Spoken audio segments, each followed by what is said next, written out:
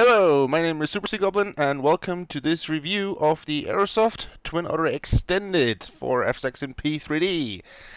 The product has been out for quite a while now at aerosoft.com. It retails for €34.99 or whatever your regional equivalent is in dollars or wherever else you live.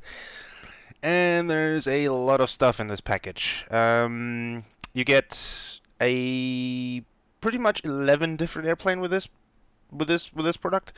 So there's 11 different models, 11 different repaints. You get your paint kits. You get 5 different manuals, all very in-depth and detailed. So very good coverage of manuals.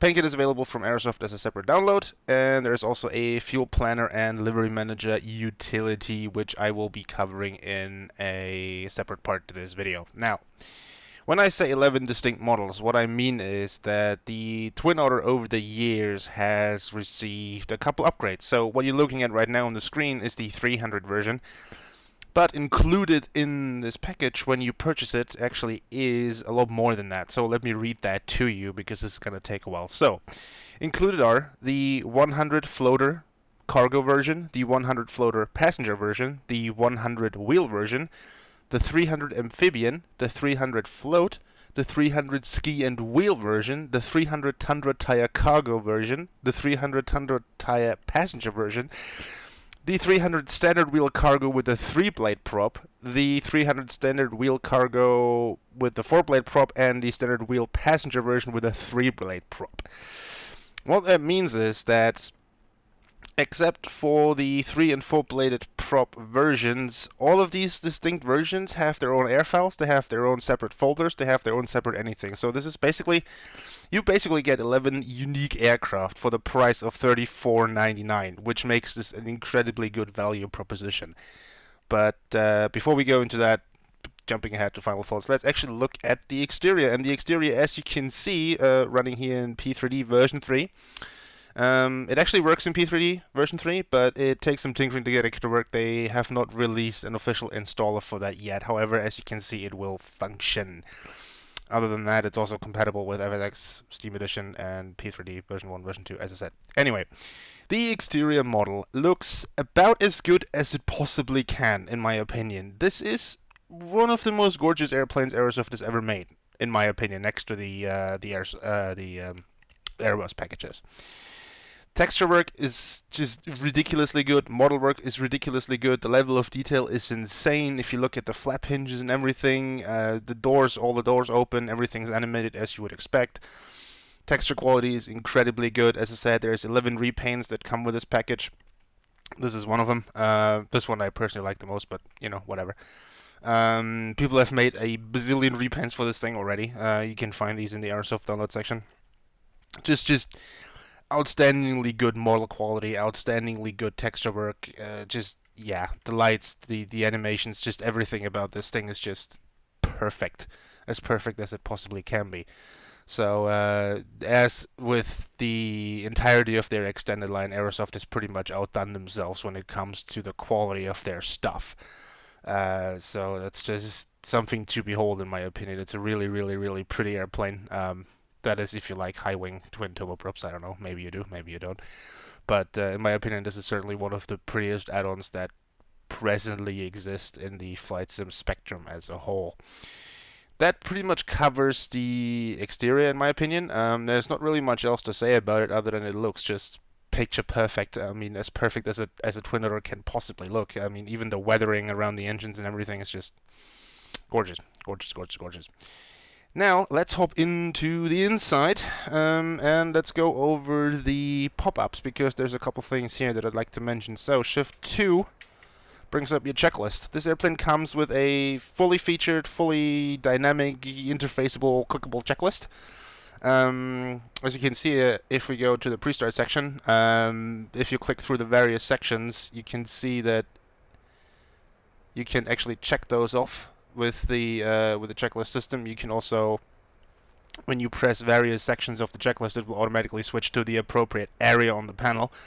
which is another cool thing. This actually comes with a view system, as you can see down here, which lets you jump to different sections of the panel pretty much immediately. However, right now it's fighting a little bit with my Edstock camera setup, so apologies for that. If you don't use Edstock, this is a very handy little tool. Allows you to switch around stuff really, really quickly. And also lets you bring up the checklist with the CL button here. The checklist itself, as I said, is interactive, so you can check things off as you do them, as you go through it.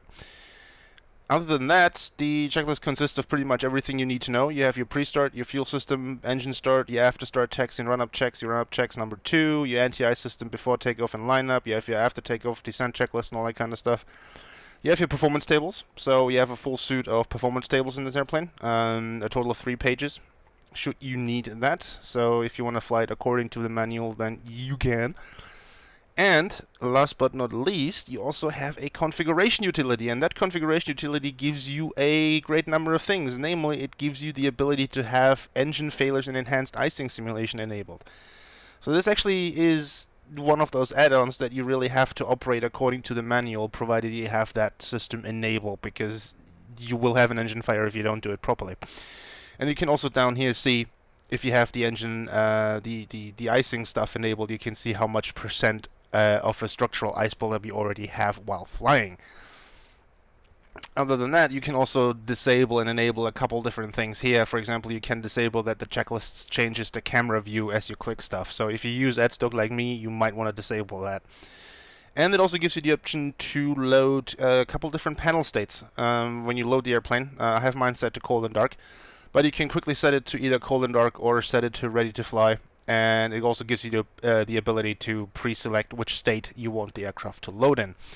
Again, very, very nice, very convenient, very user-friendly. Hats off to Aerosoft for that. Again, stellar job on that front. Below that, you have your animations. So all the doors and all that kind of stuff is all selectable, and it's all doable here. Let me actually just close all of the doors up here while we do that. Let's see. Everything's closed. Alright, cool. That pretty much covers the pilot's checklists thingamajig, pop-up, interactive thing stuff. Not really sure what to call it, but yeah. Then with Shift 3, you can toggle on and off the view module. Again, if you use Edstock, I don't necessarily recommend using it, same as the Airbus. However, in this scenario, it's not on permanently. So you can just, if you don't want to use it, don't have it up. And Shift 4, the last pop-up, is the GPS. It's kind of dark here right now. Not really sure why, but yeah, standard GNS 530. Unfortunately, Aerosoft did not provide any options to retrofit GPS, so you cannot put the Reality XP in here. You cannot put the Flight 1 GTN in here. However, maybe they do it in the future. I hope they do. I don't know. Not read anything on that topic, but I certainly hope that at some point we will get integration with the Reality XP or the Flight 1 GTN. It would be really, really nice if that was the case. Going through the virtual cockpit, the modeling and texture quality pretty much carries in from the outside to the inside, as you can clearly see here if we zoom in a little bit. I mean, there's weathering around the switches, as you would expect. I mean, this is a workhorse airplane, so it's definitely getting used. You can see the chip paint here on the control lock and all that kind of stuff around the yoke. All the switches and everything is 3D. All the switches have their own sound. Everything is 3D model. There's no 2D anything in here. It's just, again, perfectly awesome. When we remove the control lock, you can also move the yoke. It gives you a little bit of better look on the panel. The autopilot is a little bit different from what you would usually expect, because it actually works like the real autopilot in that instance, in that it actually drives the yoke, according to the flight director, but we'll go into that when we actually fly the thing. Going through the rest of the cockpit, again, everything is pretty much animated as you can expect. Your usual levers and all that kind of stuff, your flap handle, your switches and everything. Over here you have a pretty much complete overhead panel. Pretty much everything works except for the temperature control. That's pretty much the only thing that's not functioning in here. Not really sure why they opted to leave that out, but I mean, such is the way. Everything else is functional, everything else works. So there's pretty much that as far as the cockpit overview is concerned in terms of the model, and also down here you have your trim and also your aileron trim, your yaw damper, and all that kind of good stuff. Going back here into the cabin, you can see there's not a lot there because this is actually the cargo model that I have selected right now. If you would be flying the passenger version, you'd see your seats, you know, your standard seats. The Twin Otter is not a large airplane, so you can expect the seating to be rather tight, not the most comfortable thing in the world, but this gives you a good indication. I mean, the model quality back here is just as good as it is up front. I mean, they spared no expenses. They did not compromise on the visual quality of the model, in my opinion. Even here, the first aid kit being pretty well used, as well as the fire extinguishers and all that kind of stuff, just generally around the place. Again, gorgeous cabin. In this case, there's a huge box. I'm not really sure what's in that box, but there's a huge box. So yeah, I selected this one. I didn't actually know that this was the cargo version. I always thought that this was the passenger version, but no, there you go. And again, texture quality is superb. You can read all the labels on the fire extinguisher and all that kind of stuff. So really high detail texture work, high detail modeling work and everything. Which is actually surprising because the performance, as you can see, is spot on. I mean, I'm stuck at 30 frames per second. That's pretty much all you need, really, is it? I mean, it's not dropping a single frame. So whoever modeled this thing and whoever did the systems coding on this thing, hats off to you, because you did a stellar job. Going through the cockpit some more, let's actually power the thing on. Here for a second, actually, let's do external.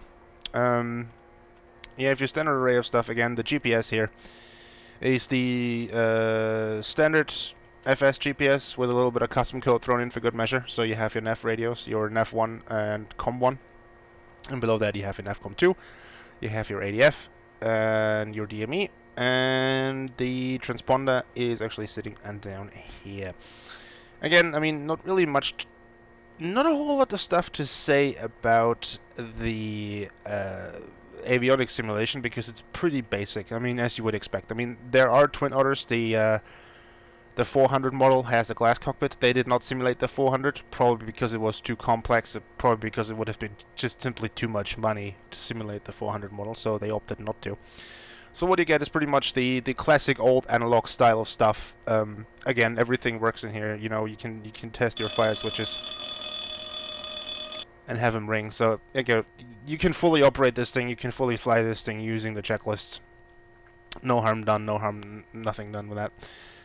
The autopilot itself works pretty good. As soon as you get it figured out, it took me a minute or two to actually figure out how the autopilot properly functions, but once you do, it's not a big deal.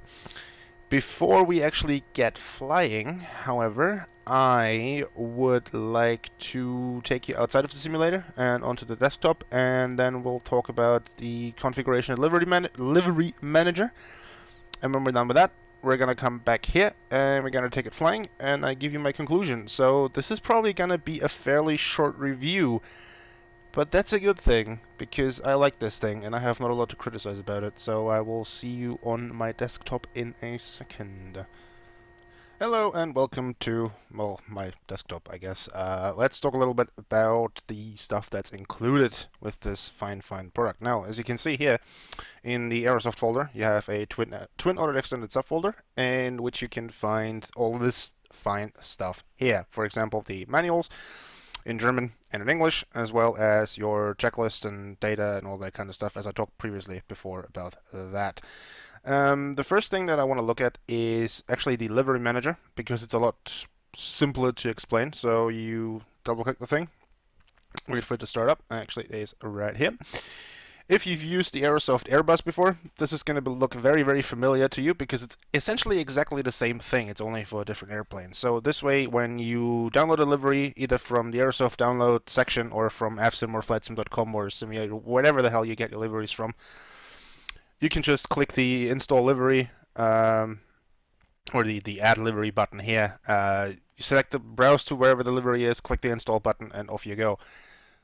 And select appropriate options should there be some, like, you know, dirty textures or something like that. And you can do that for all the different versions of the airplane. So the amphib, the skis, the float, tundra, wheels, and all that kind of stuff.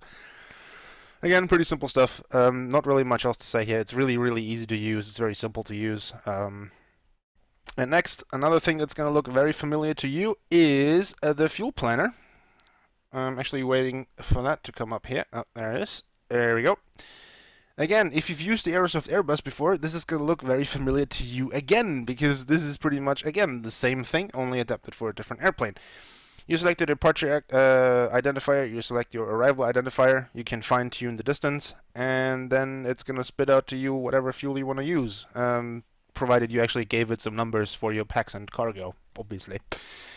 And in here you also have all the different versions with different power settings, because certain variants of this airplane are usually flown at different power settings, and they are pre-selected here. So, for example, if you fly the 300 wheel version, you will be flying at 75% power at 1650 RPM, 1650 prop RPM.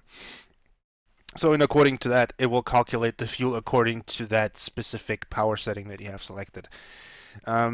Yeah, you can randomize your payload if you want to. You can randomize the passenger load if you want to. I mean, if you go overboard with it, it will tell you those numbers will turn red as soon as we check up the fuel here. You'll actually see that eventually, there you go, max fuel on board. If you go over that, it will give you a warning. If you go overweight, it will give you a warning. So it's really, really easy to use, very easy to control. Not really much else to say about that. When you're done with that stuff, you can either load the fuel or you load the payload. You click the load fuel and payload button, and you're done. You close it. You have the weight in the simulator. Conversely, you can also use the Flight Simulator internal fuel and payload manager, sure, but this one here will ensure that you have proper weight distribution and also have the proper amount of fuel in the tanks. And that pretty much also covers this little utility. As you can see, this review is not going to be very long, simply because there's not really a whole lot to say. It's a very simple airplane and a very simple, I don't want to say simple simulation, but you know what I mean. It's let's actually go back to the simulator and actually fly the thing. So I will see you there in a second again. Hello. Welcome back to my simulator setup, I guess. I've already took the liberty and started the engines. Read the manual for that. So let's actually start taxiing here. There we go. She does require a little bit of power to break away, but once she's rolling, it's actually fine.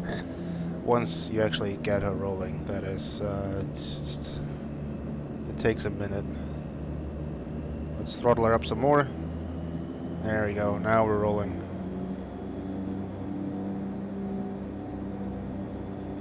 You just gotta be careful with power application, because, as I said, she takes quite a lot of power to actually break away.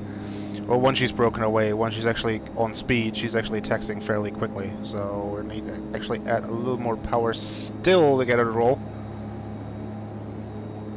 Twin Otter, man. Also, I forgot to uncage my ADI. Oops, should probably do that. There we go. Now we're rolling. Here we go. Now we're rolling quite fast, actually. See, this is the thing when you build an airplane that has so much horsepower that it's barely able to walk. That's one of those things. Anyway, let's take a little bit of flight, talk about some system stuff like the autopilot, and then wrap this up with conclusion. So, 34.99, 35 euros. It's pretty hard to argue that this is an incredibly good price for what you actually get. Because for all intents and purposes, you get 11 different airplanes. You get 11 unique airplanes with this. So, again, it's really, really tough to say that this is not worth it, because it clearly is. I mean, just look at the quality of this thing. The quality of the panel, the quality of the exterior, the flight model is superb, the sounds are superb, the engine simulation is superb. It's actually a really, really good simulation of these engines, in my opinion. It's just quality all around. I mean, it's just... yeah, it's an incredible value proposition. You would be stupid not to pick this thing up, basically. Unless you really, really, really hate good airplanes. If you really hate good airplanes, then don't buy this. If you like good airplanes, then what are you waiting for? I mean, I realize I'm pretty much late to the party, because this thing has been out for quite a while now, and I'm only doing this review now. But still, it's just so good and so much fun to fly. Especially, again, I'm gonna do this if you use FS Economy. Excuse me about that, I had to cough. Now, what I was gonna say. Yes, if you use FS economy, this is brilliant. High payload, good fuel economy, good range, good speed, good everything. So, if you are one of those weird people that uses FS economy like myself, then you should definitely have this thing, because this is gonna make it so much more fun flying the Twin Otter around. It's a great airplane, it handles very well, as you will see as soon as we actually manage to take off here from Bergen in Norway. Yes, indeed. So, yeah, I mean, it's... Are there any negative things about this thing? Not really. I think if I had to criticize something about this product, if I really had to say this annoys me, then it would be that that you can't implant the Flight 1 GTN or the Reality XP GNS systems. That's literally the only thing that I would complain about, is that you don't have the ability to plant these units and that you have to use the quote-unquote default GPS. But that's really the only thing. And that's not a big complaint, because I mean, I can see why they didn't. It's a lot of extra work when you have to redo the model, and you have to redo all sorts of stuff in here. Maybe they're gonna do it in the future. I don't know. Maybe they will, maybe they won't. I have no idea. Let's actually take off here while I continue talking. Yeah, the value proposition is insane for what you get. I mean, it's a no-brainer to me. Aerosoft have created a very, very, very, very, very, very good recreation of the Twin Otter. And if that's what you're looking for, then this is the product that you want to buy. As we wing it into the air. Put our flaps up, here we go. Alright, cool. It's just... it's one of those add-ons, in my opinion. It's one of those aircraft that is a must for every simmer that enjoys aviation in general. Because, I mean, it's a Twin Otter. Come on. It's a Twin Otter that gives you the floats, the tundras, the skis, the short version, the long version, literally everything. I mean, as far as a package deal goes, this is really hard to beat. I mean, the only thing that would make this thing better, as I said, is the addition to have the option to use the Reality XP or the Flight 1 GTN in this. Or even give us the glass version, which I realize how difficult... Excuse me, I realize how difficult it is and why they haven't done it. So, for the price, you cannot really argue about that. You cannot really argue about that at all. So, yeah. Let's actually fly around some more. Also, I'm using the Orbex Vector and Orbex Open Man Class EU, as you can see, for Norway here. So, some beautiful, beautiful fjord flying. And this is what makes this thing great, because it's one of those low and slow type airplanes. You're not going to be flying very high, you're not going to be flying very fast. So this is the perfect airplane to take a look outside, to enjoy the scenery, although my settings are currently quite low, so I can get good frames in the recording. Thank you, altitude alert. So yeah, this is one of those low and slow type airplanes. So if you enjoy flying fairly low and fairly slow, because I mean this thing can go quite fast, as you can see on the speedo. I mean, she can go 160 easily. It's just one of these things. It's one of these VFR airplanes that are just a joy to fly by hand, using your joystick or your yoke or whatever it is you're using. I mean, it's just so much fun. There's, again, minimal criticism about this thing. There's really nothing to criticize about this thing. I mean, I would go as far as to say that if this thing had the Reality XP / Flight 1 GTN integration, this would be perfect. This would be, to me, a perfect add-on. Because it does everything right. It does everything precisely the way it should be done. It's pairing system complexity and system depth and engine management with beautiful artwork and beautiful sounds and beautiful flight dynamics. So this is like, you know, like a PMDG 777 or an A2A Comanche. This pairs everything the way it should be in a perfect world. And we don't get a lot of that, unfortunately. We don't get a lot of these perfect add-ons. They're rare. They're quite rare. As for the fact that Aerosoft are offering this thing for not even... They offer this thing for below 40, essentially. Or below 45, in fact. So what more do you want? For the price and what you're getting, this beats everything. This literally beats everything. Now, let's actually show you how the autopilot works. Let's actually dial down the altitude. So the autopilot, again, works a little bit differently than what you would expect. So if you flick it on, it will take control of the airplane pretty much immediately away from you. It drives the yoke, as you can see. So it will control that. And if we hit the altitude button, it should actually level out, as well as the heading button. It will start turning. Let's actually dial in 45. Again, the autopilot takes some getting used to. It is incredibly important that you keep your weight and balance in the middle of the airplane, because she will very quickly run out of trim. There's not a lot of trim on the airplane, both up and down, so you have to be careful with that when you load it. That's actually a problem I ran into, where she wouldn't stop climbing until I realized I had just incredible aft center of gravity, and she would just, you know, pitch up and not pitch down again. So it's actually very important to keep this airplane balanced, like the real thing, I would imagine. The autopilot itself, again, basic, yes, it will follow everything you tell it to. It's obviously not the best autopilot in the world. It's not level change mode, it's not LNF, VNF and all that kind of stuff, but it gets the job done. And really, this thing is not supposed to be flown on autopilot. This thing is supposed to be flown with your hands, and that's what we're doing, because it's the most fun. Actually flying it by your hands, with your hands on your controls, and just aviate the thing, basically. And I realize I'm waxing lyrical about this thing, so I'm gonna wrap it up here in a minute, but yeah, it's just... it's on the same level as, you know... And in terms of how much I love this thing, it's on the same level as the Flight 1 GTN or the Flight 1 B200 or that kind of stuff. It's on this level of, holy crap, this is amazing. And for the price, I mean, the price, it's unbeatable for the money they ask for it. I cannot fathom how possibly people could say that this is too expensive. I would even go as far as to say this is actually too cheap. I think they could ask easily $50 for that, and it would still be an insanely good proposition, considering you get 11 different airplanes. It's physically different airplanes, essentially. So, yeah, it's 10 out of 10, I guess, if I were to give scores. This would clearly be a 10 out of 10, gold star plus whatever the hell. Aerosoft Twin Otter Extended. Available now for FSX and P3D from Aerosoft.com.